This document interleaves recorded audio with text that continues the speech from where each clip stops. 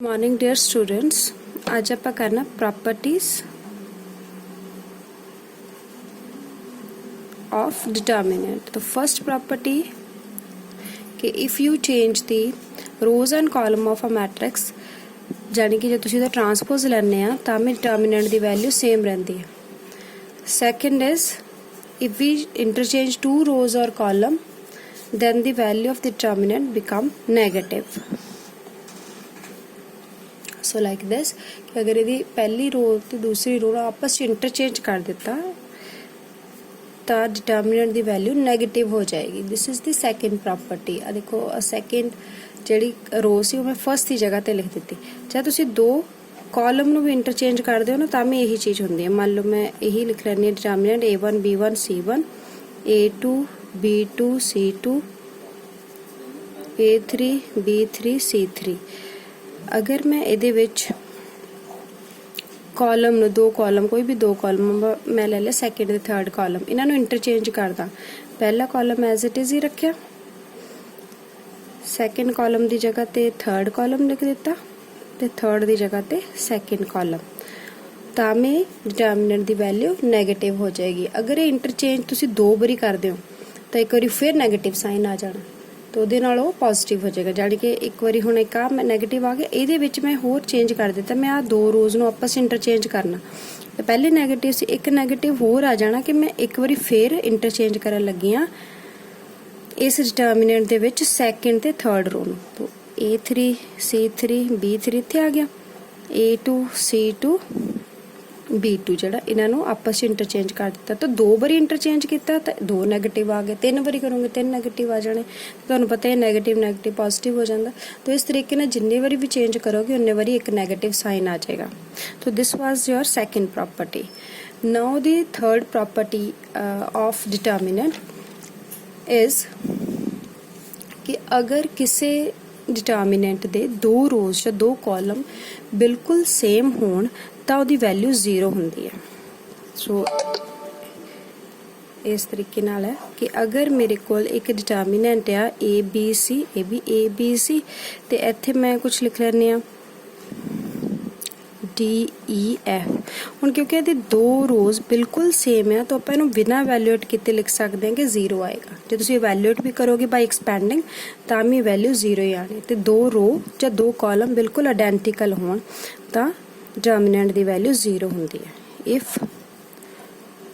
To rows और columns are same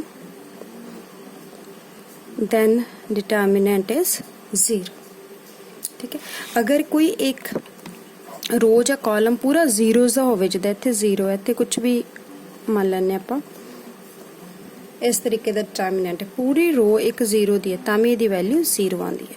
so एक single row या सिंगल कॉलम भी अगर 0 का होवे, वन रो और column is 0 then also determinant is 0। So चाहे रो वाइज या कॉलम वाइज पूरे जीरोज होण तां डिटर्मिनेंट की वैल्यू 0 होंदी है। So this is the fourth property. Now if we multiply one determinant, next property fifth property, if we multiply one row or column with the scalar k then the whole determinant is multiplied by k।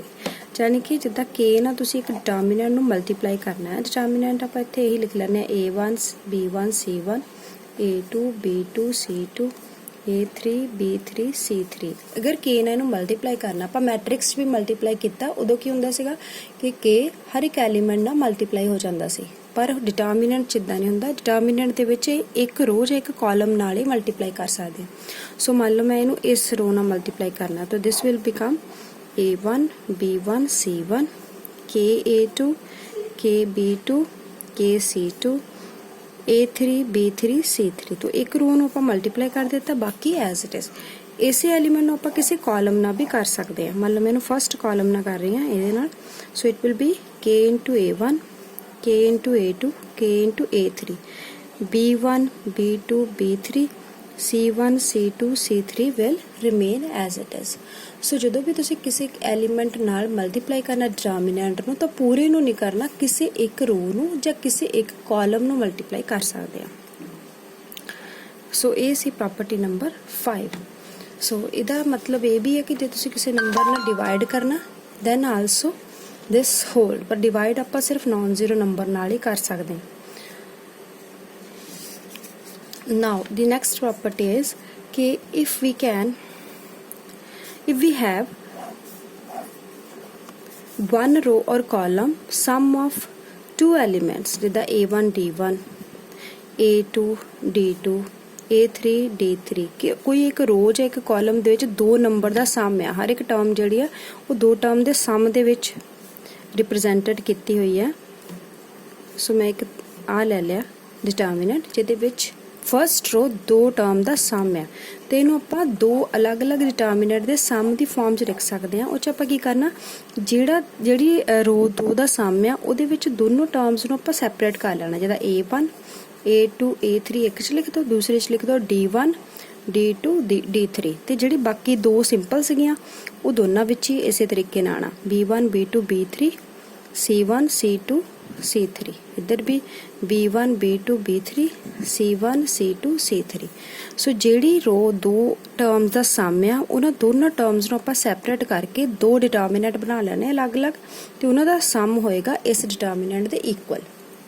So this is property number 6 कि if we have sum of two terms in a row or a column, ਆ ਚੀਜ਼ column 'ਚ ਵੀ ਹੋ ਸਕਦੀ ਹੈ ਕਿ ਕਿਸੇ column ਦੇ ਵਿੱਚ ਤੁਹਾਡੇ ਕੋਲ ਜਿੱਦਾਂ A1 B1 C1 A2 B2 C2 ਇੱਥੇ ਸੀਗਾ A3 B3 C3। ਮੰਨ ਲਓ ਕਿ ਜਿਹੜੇ ਥਰਡ ਕਾਲਮ ਆ ਉਹਦੇ ਵਿੱਚ ਸਾਡੇ ਕੋਲ ਇੱਕ ਐਲੀਮੈਂਟ ਹੈ E1 E2 E3 ਐਡ ਹੋ ਰਿਹਾ, ਤੇ ਇਹਨੂੰ ਵੀ ਆਪਾਂ ਦੋ ਅਲੱਗ-ਅਲੱਗ ਡਿਟਰਮੀਨੈਂਟ ਦੇ ਸਮ 'ਚ ਲਿਖ ਸਕਦੇ ਹਾਂ।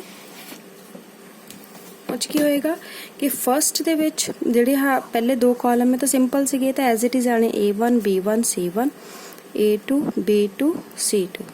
ਥਰਡ ਦੇ ਵਿੱਚ ਕਿਉਂਕਿ ਦੋ ਦਾ ਸਮ ਆ, ਪਹਿਲੇ ਦੇ ਵਿੱਚ ਪਹਿਲੀ ਟਰਮਸ ਤੇ ਦੂਜੇ ਦੇ ਵਿੱਚ ਦੂਸਰੀ ਜਿਹੜੀ ਟਰਮਸ ਆ ਉਹ ਆਪਾਂ ਲਿਖ ਸਕਦੇ ਹਾਂ, ਦਾ A1 B1 C1 A2 B2 C2 ਤਾਂ ਹੈਗੇ ਸੀ। ਥਰਡ ਜਿਹੜੀ ਆ ਆਹ ਵਾਲੀ ਟਰਮ ਆ E1 E2 E3 ਇਹ ਆਪਾਂ ਸੈਪਰੇਟ ਕਰਕੇ ਲਿਖ ਦੇਣੀ, ਤੇ ਦੋ ਟਰਮ ਦਾ ਸਮ ਸੀ ਉਹਨਾਂ ਨੂੰ ਦੋ ਅਲੱਗ-ਅਲੱਗ ਕਾਲਮ ਦੀ ਫਾਰਮ 'ਚ ਲਿਖ ਲੈਣਾ ਤੇ ਦੋ ਡਿਟਰਮੀਨੈਂਟ ਬਣਾ ਲੈਣੇ। ਜੇ ਰੋਜ਼ ਦਾ ਤਾਂ ਰੋਜ਼ ਦੇ ਵਿੱਚ ਵੀ ਇਸ ਤਰੀਕੇ ਨਾਲ ਆਪਾਂ ਕਰ ਸਕਦੇ ਹਾਂ। So this is the property when we can represent sum of two terms as two different determinants। तो next is very important property, that is कि अगर ਤੁਹਾਡੇ ਕੋਲ ਕੋਈ ਇੱਕ ਰੋ ਨੂੰ ਕਿਸੇ ਨੰਬਰ ਨਾਲ ਮਲਟੀਪਲਾਈ ਕਰਕੇ ਦੂਸਰੇ 'ਚ ਐਡ ਕਰ ਦਈਏ ਤਾਂ ਵੀ ਡਿਟਰਮੀਨੈਂਟ ਦੀ ਵੈਲਿਊ ਸੇਮ ਰਹਿੰਦੀ ਹੈ। ਤਾਂ ਮੈਂ ਇੱਥੇ ਆਹੀ ਡਿਟਰਮੀਨੈਂਟ ਲੈ ਰਹੀ ਹਾਂ A1 B1 C1 A2 B2 C2 A3 B3 C3। ਹੁਣ ਇਹਦੀ ਡਿਟਰਮੀਨੈਂਟ ਚੇਂਜ ਨਹੀਂ ਹੋਏਗੀ ਅਗਰ ਮੈਂ ਇਹਨੂੰ K ਨਾਲ ਮਲਟੀਪਲਾਈ ਕਰਕੇ, ਕਿਉਂਕਿ K ਨਾਲ ਜਦੋਂ ਆਪਾਂ ਮਲਟੀਪਲਾਈ ਕਰਦੇ ਤਾਂ ਇੱਕ ਰੋ ਨਾਲ ਮਲਟੀਪਲਾਈ ਹੁੰਦਾ ਹੈ, ਤਾਂ ਮੰਨ ਲਓ ਕਿ ਦੂਸਰੀ ਰੋ ਨਾਲ ਮਲਟੀਪਲਾਈ ਕਰਕੇ ਇਹਨੂੰ ਵਿੱਚ ਐਡ ਕਰ ਦਿੱਤਾ, ਮਤਲਬ ਸੈਕਿੰਡ ਰੋ ਨੂੰ K ਨਾਲ ਮਲਟੀਪਲਾਈ ਕਰਕੇ ਫਸਟ 'ਚ ਐਡ ਕਰਤਾ, ਤਾਂ ਇਹ ਬਣ ਜਾਏਗਾ A1 plus K into A2 B1 plus K into B2 C1 plus K into C2। so A2 B2 C2 A3 B3 C3 as it is। ਇਹ ਆਪਾਂ ਜਿਹੜੀ ਪ੍ਰੋਪਰਟੀਜ਼ ਕੀਤੀਆਂ ਸੀਗੇ ਪਹਿਲਾਂ to find the inverse of a matrix elementary transformation, ਉਹ ਇਸੇ ਤਰ੍ਹਾਂ ਦੀ ਗੱਲ ਹੈ ਕਿ ਕਿਸੇ ਇੱਕ ਰੋ ਨੂੰ ਨੰਬਰ ਨਾਲ ਮਲਟੀਪਲਾਈ ਕਰਕੇ ਦੂਸਰੇ 'ਚ ਐਡ ਕਰ ਦਈਏ ਤਾਂ ਡਿਟਰਮੀਨੈਂਟ ਦੀ ਵੈਲਿਊ ਜਿਹੜੀ ਸੇਮ ਰਹਿੰਦੀ, ਇਕੁਅਲ ਦਾ ਸਾਈਨ ਹੈ, ਮੀਨਸ ਜੋ ਇਹਦਾ ਡਿਟਰਮੀਨੈਂਟ ਆਏਗਾ ਉਹੀ ਇਹਦਾ ਆਏਗਾ। ਸੋ ਆ ਕੀ ਜਿਹੜਾ ਹੈ ਉਹ ਮਨ 'ਚ ਆਪਾਂ ਮਲਟੀਪਲਾਈ ਕੀਤਾ, ਪੂਰੇ ਨੂੰ ਇੱਦਾਂ ਨਹੀਂ ਕੀਤਾ, just we have multiplied this and add this to get the new determinant, और ये determinant old determinant ਦੇ equal ਹੀ ਹੋਏਗਾ। तो ਇਹ ਚੀਜ਼ ਜਿਹੜੀ ਆਪਾਂ ਰੋਜ਼ ਦੇ ਕੀਤੀ ਹੈ ਕਾਲਮ ਦੇ ਉੱਤੇ ਵੀ ਕਰਾਂਗੇ ਤਾਂ ਵੀ ਇਹ ਜਿਹੜਾ ਵੈਰੀਫਾਈਡ ਹੋਏਗਾ। ਮੰਨ ਲਓ ਕਿ again we have B1 A1 B1 C1 A2 B2 C2 A3 B3 C3। ਮੰਨ ਲਓ ਮੈਂ ਹੁਣ ਇਹਦੇ 'ਚ ਕੀ ਕਰਨਾ ਕਿ ਥਰਡ ਕਾਲਮ ਦੇ ਵਿੱਚ ਐਡ ਕਰਨਾ ਆ ਕਾਲਮ ਵਾਈਜ਼ ਕਰਦੇ ਹਾਂ ਆਪਾਂ। ਕਾਲਮ 3 ਦੇ ਵਿੱਚ ਐਡ ਕਰਨਾ ਆ ਲੈਮਡਾ ਇਨਟੂ ਕਾਲਮ 1, ਠੀਕ ਹੈ। ਤਾਂ ਕਾਲਮ 3 ਹੁਣ ਇਹਦਾ ਚੇਂਜ ਹੋ ਜਾਣਾ ਹੈ। ਕਾਲਮ 3 ਚ ਆਪਾਂ ਕੀ ਕਰਨਾ, ਫਸਟ ਕਾਲਮ ਨੂੰ ਲੈਮਡਾ ਨਾਲ ਮਲਟੀਪਲਾਈ ਕਰਕੇ ਐਡ ਕਰਨਾ। ਸੋ ਆਪਾਂ first column A1 A2 A3, second column B1 B2 B3 as it is, ਕਿਉਂਕਿ ਥਰਡ ਕਾਲਮ ਚੇਂਜ ਹੋਣ ਵਾਲਾ ਹੈ। ਥਰਡ ਕਾਲਮ ਦੇ ਵਿੱਚ ਪਹਿਲਾਂ ਜਿਹੜਾ ਥਰਡ ਕਾਲਮ ਦੀ ਵੈਲਿਊਜ਼ ਇਹ ਤਾਂ ਆਣੀਆਂ ਪਲੱਸ ਉਹਦੇ ਵਿੱਚ ਲੈਮਡਾ ਇਨਟੂ ਕਾਲਮ 1 ਵੀ ਆਣਾ, ਜਾਣੀ ਕਿ lambda into A1 lambda into A2 lambda into A3। ਸੋ ਇਹ ਜਿਹੜਾ ਆਏਗਾ after multiplying one column or one row with the scalar and adding to another row or column, तो ਜਿਹੜਾ ਨਵਾਂ ਡਿਟਰਮੀਨੈਂਟ ਬਣ ਜਾਏਗਾ ਇਹਦੀ ਵੈਲਿਊ ਵੀ ਪੁਰਾਣੇ ਦੇ ਇਕੁਅਲ ਹੀ ਆਏਗੀ। So this is very important property. ਸਭ ਤੋਂ ਜ਼ਿਆਦਾ ਆਪਾਂ ਇਹ ਪ੍ਰੋਪਰਟੀ ਯੂਜ਼ ਕਰਦੇ ਆ to find the determinant. So thank you.